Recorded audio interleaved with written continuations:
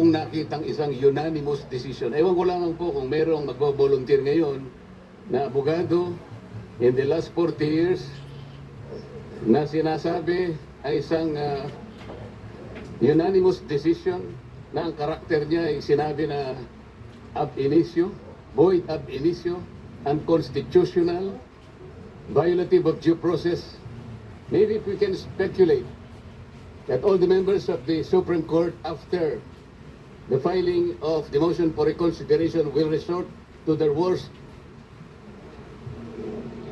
will resort to the worst angels of their nature. Maybe, baka ganun lang. What do we expect?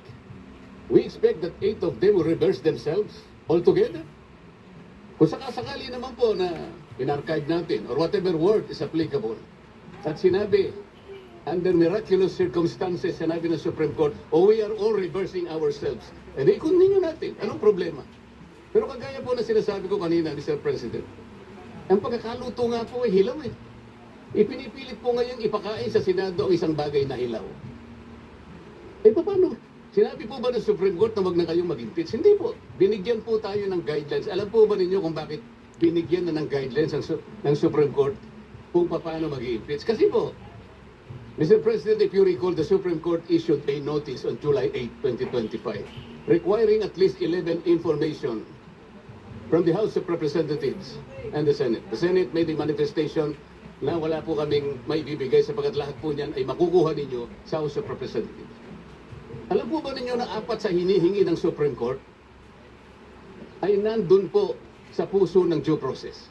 Ano po yung hinihingi? Sinabi lamang po ng Supreme Court, pwede bang ibigay nyo sa amin kung lahat ng miyembro ng House of Representatives ay binigyan ninyo ng kopya at kailan? Pwede bang ibigay nyo sa amin ang timing kung kailan nyo ibinigay at binigyan, kung paano nyo sila binigyan ng pagkakataong mabasa yung impeachment complaint? Pwede nyo bang ibigay sa amin kung every article of impeachment ay nakalagay doon ang mga dokumento na nagpapatibay ng artikulo? Pwede nyo bang ibigay sa amin kung nagkaroon sila ng pagkakataon talaga na mabasa yung impeachment complaint? Alam po ba ninyo kung anong sagot ng Solicitor General in behalf of the House of Representatives? Ito po yung sagot nila. It is the position of the House that these matters pertain to its internal proceedings, which have always been regarded as beyond the jurisdiction and scrutiny of this honorable court. Sa Tagalog po, wala po kayong pakialam dito sa amin.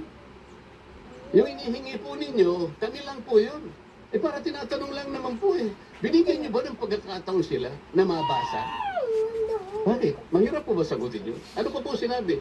This is especially because the matters referred to the preparation, circulation, and perusal of the impeachment complaint as well as its attachment are not governed by specific constitutional provision or the House rules. So dahil po wala sa Constitution at wala rin po sa House rules, ano po yun? Wardi-wardi na lang. So ibig sabihin talaga, kaya po pala ang dami kong kasama doon, wala talaga silang kopya. Ako nga po hindi nabigyan eh. Bakit hindi po kinakailangan bigyan lahat? Baka sakaling, malay po ninyo, baka pumirma ako, hindi ba? Ito yung tinatanong po ng Korte Suprema. Kaya lang po siya nakapagbigay ng additional guideline. Sapagkat isip-isipin nyo, sasabihin sa Korte, wala nang pong masamang tinapay ang Korte. Pwede po malaman namin kung talagang nagkaroon ng pagkakataong mabasa man niya lang, ma-appreciate ang bawat dokumento na nakasalig dyan sa impeachment na yan. Para sa ganun, ay boboto siya sang-ayon sa kanyang sariling kagustuhan. Matibay ang gusto ng Korte Suprema. Gusto niyang makita na lahat ay dumaan sa kayusan. Hilaw nga po eh, Mr. President. Kanina ko pa po pinaiintindi, hilaw. Ba't hindi po kayo magluto ng mas masarap na kanin? Para sa ganun po, hindi tayo mahirapan. Maghintay na lang po kayo ng 6 months. Pwede naman eh.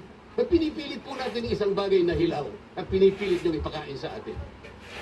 Mr. President, sabi ko po kanina, Mr. President, I am ready to amend my motion. Kung kinakailangan po, that will be consistent on the respect accorded to the Supreme Court. Kaya lamang po, kailangan nating umaksyon. Sapagkat kagaya po ng nalalaman natin, naghihintay ang taong bayan na kailangan magkaroon po ng closure ito sapagkat kapag ito will be hanging on the balance, baka hindi po mabutihin ang ating mamamayan. Yun lang naman po ang pinakapunto rito, Mr. President. Thank you, Senator Marcoleta.